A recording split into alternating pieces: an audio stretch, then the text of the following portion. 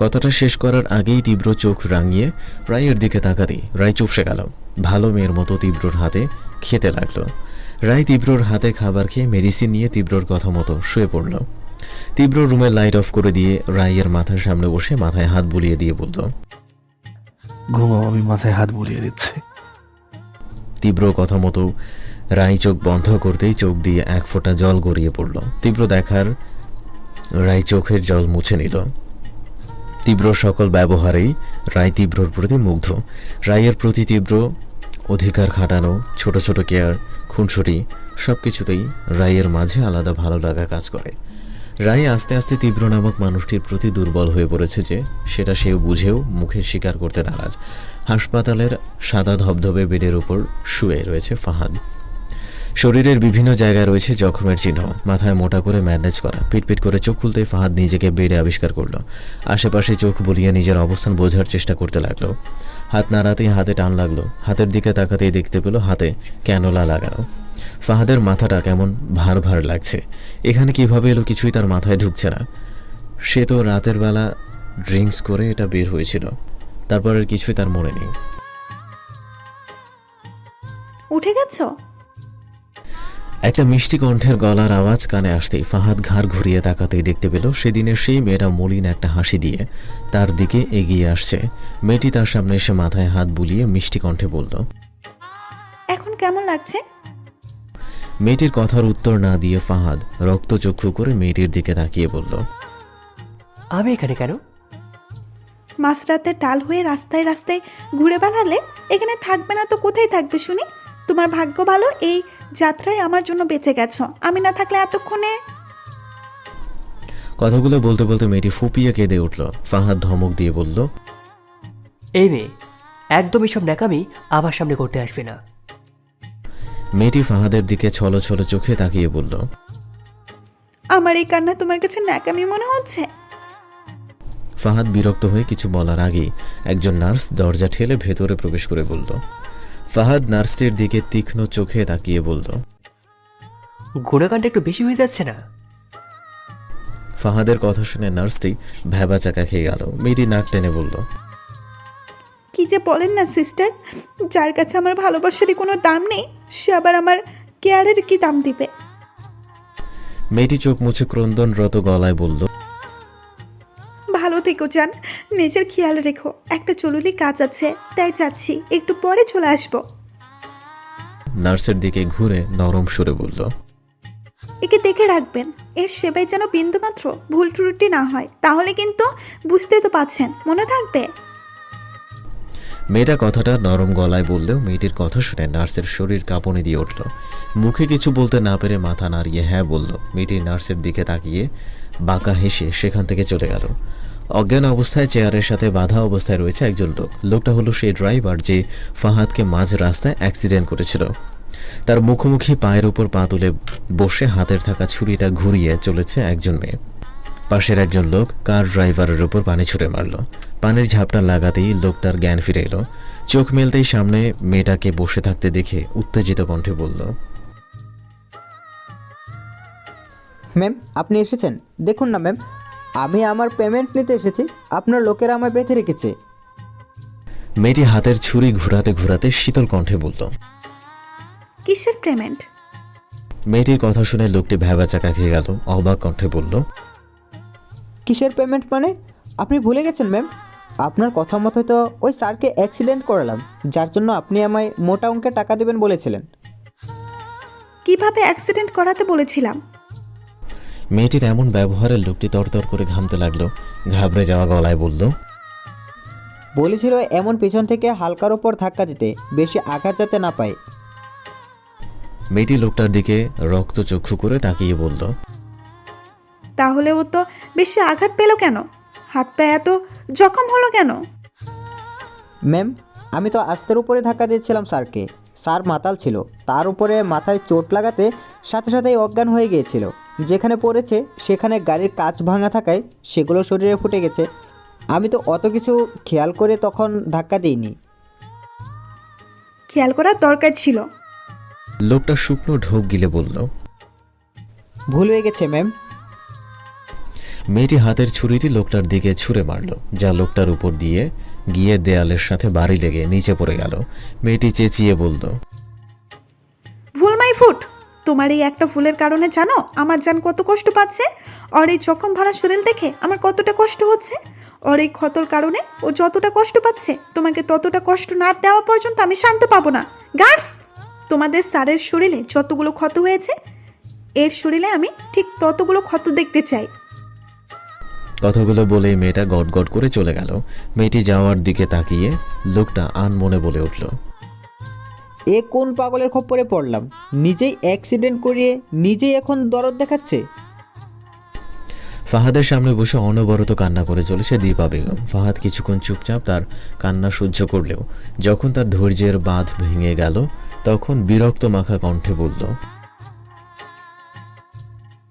কি হচ্ছে নাকি ফুপি? এভাবে মরা কান্না জুড়ে দিয়েছো কেন? আমি কি মরে গেছি নাকি? দীপা বেগম নাক টেনে কান্না মাখা গলায় বলল, আমাকে তুই এভাবে পর করে দিলি বাবা। আজ 2 দিন ধরে তুই হাসপাতালে পড়ে রয়েছিস, একবারও আমায় জানানোর প্রয়োজন মনে করলি না? তুই জানিস আমি কত টেনশনে ছিলাম। 2 দিন ধরে তোর কোনো খোঁজ খবর না পেয়ে পাগলের মতো হয়ে গিয়েছিলাম। ফাহাদ কিছু বলার আগেই অন্য একজন ফোন কেটে বলল, তোমার আর টেনশন করতে হবে না ফুপি। তোমার ছেলের টেনশন করার জন্য আমি আছি। এখন থেকে তোমার ছেলের সব দায়িত্ব আমার। পেছন থেকে মেয়েলি গলার কথা শুনে দীপা বেগম ঘাড় ঘুরিয়ে তাকাতেই দেখে একটা মেয়ে লাজুক একটা হাসি দিয়ে দরজার সামনে দাঁড়িয়ে রয়েছে। দীপা বেগম অবাক হয়ে একবার মেয়েটার দিকে তো একবার ফাহাদের দিকে তাকাচ্ছে। মেয়েটি গুটিসুটি পায়ে দীপা বেগমের সামনে এসে মিষ্টি হেসে দীপা বেগমকে সালাম দিয়ে বলল, কেমন আছো ফুপি? শরীর মন ঠিক আছে তো? দীপা বেগম মেয়েটির প্রশ্নের উত্তর না দিয়ে উল্টো নিজে প্রশ্ন করল। তুমি কে মা? তোমায় তো চিনলাম না। মেয়েটি পুনরায় একটা মিষ্টি হাসি দিয়ে বলল, ফুপি, আমার নাম স্নিগ্ধা মাহি। কেউ মাহি বলে ডাকে তো কেউ স্নিগ্ধা বলে ডাকে। আপনি চাইলে যে কোনো একটা ডাকতে পারেন। তা না হয় ডাকলাম, কিন্তু তোমার পরিচয়? কথাটা বলতে বলতে দীপা বেগম আর চোখে ফাহাদের দিকে তাকালো। মাহি মাথা নিচু করে লাজুক কণ্ঠে বলল, পরিচয় তো পরেও জানা যাবে ফুপি। আপাতত এতটুকু জেনে নেন, আমি আপনার ছেলের হবু বউ। মাহির কথা শেষ না হতেই ফাহাদ ধমকে বলে উঠল, এই মেয়ে, কখন থেকে কিসব উল্টোপাল্টা কথা বলে চলেছো তুমি? এখন এখান থেকে বের হয়ে যাও। ফুপি, তুমি মেয়েকে ঘাট ধাক্কা দিয়ে এখান থেকে বের করো।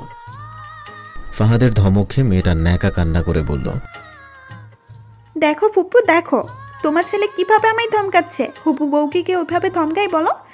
একে তুমি আচ্ছা করে বকে দাও তো, সাথে দুটো কানমলাও দিও। মাহির কথা শুনে দীপা বেগম শুকনো ঢোক গিলে বলল, আমি? ফাহাদ পুনরায় ধমক দিয়ে বলে উঠল, এই মেয়ে, তুমি যাবে? মাহি ভেঙচি কেটে বলল, যাচ্ছি যাচ্ছি, এত চাচাতে হবে না, থাকতে আসেনি। মাহি কথাগুলো বলে দীপা বেগমকে জড়িয়ে ধরে ফিসফিস করে বলল, ফাহাদ যদি জানতে পারে তার ফুপি তার রাই পাখিকে পালাতে সাহায্য করেছে, তখন কি হবে মিসেস ইসলাম? অন্যের নামে চাপিয়ে দেওয়াতেই যে দশা করেছিল, নিজের নাম জানতে পারলে বাঁচতে পারবেন তো? মাহির কথা শুনে দীপা বেগমের হাত পা ঠান্ডা হয়ে গেল। মাহির দিকে বিস্ময় নয়নে তাকিয়ে রইল। মাহি দীপা বেগমকে ছেড়ে দিয়ে মিষ্টি একটা হাসি দিয়ে বলল, আবার দেখা হবে, আল্লাহ হাফেজ। মাহি দীপা বেগমের দিকে তাকিয়ে বাঁকা হেসে সেখান থেকে চলে গেল। দীপা বেগম নিজেকে আর দাঁড় করিয়ে রাখতে না পেরে ধপ করে টুলে বসে পড়ল। মাথার মধ্যে ঘুরতে লাগলো নানান চিন্তা। কে এই মেয়ে? এত কিছুই বা কি করে জানে? যদি সে সত্যিটা ফাহাদকে বলে দেয় তখন কি হবে তার? কথাগুলো ভাবতেই সে ফাহাদের দিকে তাকিয়ে ভয়ে শুকনো ঢোক গিলল। সময় নিজ গতিতে চলে যাচ্ছে। রায় নতুন পরিবারের কাছ থেকে সবার আদর ভালোবাসা পেয়ে পুরনো ক্ষতগুলো ভুলতে চলেছে। নতুন করে নতুনভাবে বাঁচার আলো খুঁজে পেয়েছে ঠিকই, কিন্তু মনের মধ্যে এখনও ফাহাদ নামক এক ভয় কাজ করে বেড়ায় সব সময়। ফাহাদের কথা মনে পড়তে এক অজানা ভয় এসে মনের মাঝে ভিড় করে। বুক চিরে দীর্ঘ নিঃশ্বাস ফেলে একটা কথাই বলে বের হয়ে আসে, এত সুখ কপালে সইবে তো? ওদিকে ফাহাদের অবস্থা নাজেহাল। স্নিগ্ধা মাহির পাগলামোর কারণে তার অবস্থা যায় যায়। সারাদিন এটা সেটা করে ফাহাদকে রাগানোই যেন তার প্রতিদিনের কাজ হয়ে গেছে। ফাহাদকে রাগানোর কোনো কৌশলই সে বাকি রাখেনি। সবভাবেই সে প্রতিনিয়ত ফাহাদকে জ্বালাতন করেই চলেছে। ফাহাদকে রাগিয়ে তোলার মাঝেই সে পৈশাসিক আনন্দ পায়। তিহানের আজ ফাইজাকে নিয়ে ঘুরতে যাওয়ার কথা ছিল, কিন্তু জরুরি কাজ পড়ে যাওয়ায় তিহান আর অফিস থেকে বের হতে পারেনি। সেজন্যই ফাইজা তিহানের সাথে রাগ করে গাল ফুলিয়ে বসে রয়েছে। তিহান নানানভাবে ফাইজার রাগ ভাঙানোর চেষ্টা করছে, কিন্তু কিছুতেই তাকে মানাতে পারছে না। তিহান ফাইজার পাশে বসে ফাইজার হাত ধরতে গেলে ফাইজা হাত সরিয়ে ফেলে। ফাইজা তিহানের দিকে রাগী দৃষ্টিতে তাকাতেই তিহান অসহায় ফেস করে বলে, ফাইজা, কেন বুঝেও অবুঝের মতো করছো? বলছি তো জরুরি কাজে পড়ে গিয়েছিলাম, তার কারণে আসতে পারিনি। আজ না গিয়েছি, কাল তো বলছি নিয়ে যাব। তিহানের কথা শুনে ফাইজা না শোনার ভান করে অন্যদিকে মুখ ঘুরিয়ে রাখল।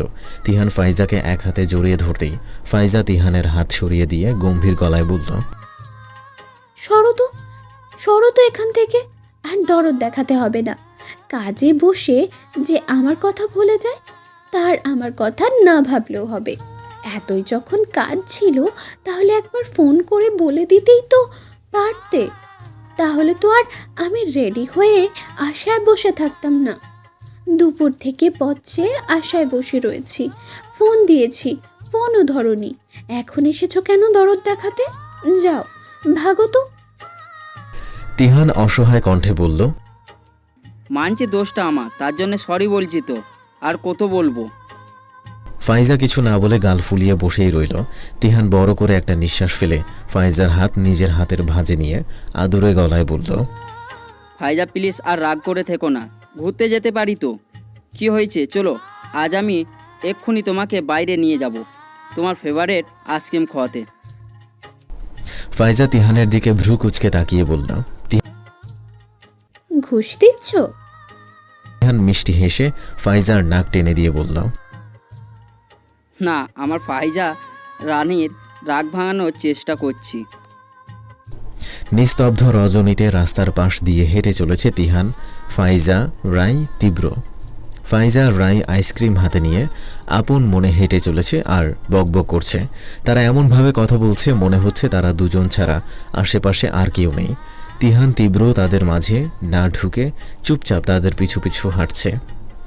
তিহান হতাশ হয়ে বলল,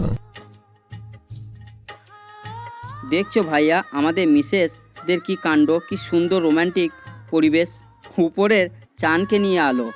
আহ, কোথায় আমাদের হাতে হাত রেখে হাঁটবে তা না করে নিজেরাই নিজেদের মধ্যে বকবক করে হাঁ হাঁ করে হাঁটতে চলেছে।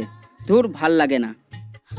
তীব্র রায়ের হাস্যোজ্জ্বল চেহারার দিকে তাকিয়ে মুচকি হেসে বলল, আবার তো একটু খারাপ লাগছে না। ওর মুখের ওই হাসিটুকু দেখার জন্য যদি আরও কিছু করতে হয় তাহলে তাই করব। অনেকক্ষণ হাঁটাহাঁটি করার পর ফাইজা পা ধরে বলল, আর পারবো না হাঁটতে। রাই ফোঁস করে নিঃশ্বাস ফেলে বলল, আমারও। কথাটা বলতে না বলতে তীব্র রাইকে কোলে তুলে নিয়ে হাঁটতে লাগলো। তীব্রর কাজে রাই হকচকিয়ে গেল। নিজের অবস্থান বুঝতে পেরে নিচে নামার জন্য ছটফট করতে করতে চেঁচিয়ে বলল, কি হচ্ছে কি? কোলে তুলেছেন কেন? নামায়। তুমি না বললে হাঁটতে পারবে না, তাই তো কোলে নিলাম। মাঝরাতে তোর বউকে রাস্তায় ফেলে যেতে পারি না। রাই অবাক হয়ে বলল, আমি কখন বললাম হাঁটতে পারবো না? মাত্রই তো ফাইজার সাথে বললে। আমি কি বলেছি আর আপনি কি বুঝেছেন? আমি বলেছি। তীব্র রায়কে পুরো কথা শেষ করতে না দিয়ে বিরক্তিকর কণ্ঠে বলল, ও এত কথা বলো না তো, চুপচাপ গলা জড়িয়ে ধরো আর আমায় আমার কাজ করতে দাও। রাই নামার জন্য ছটফট করে বলল, আপনি আমায় নামান প্লিজ। তীব্র চোখ রাঙিয়ে বলল, তুমি গলা জড়িয়ে ধরবে না ফেলে দেবো কোনটা?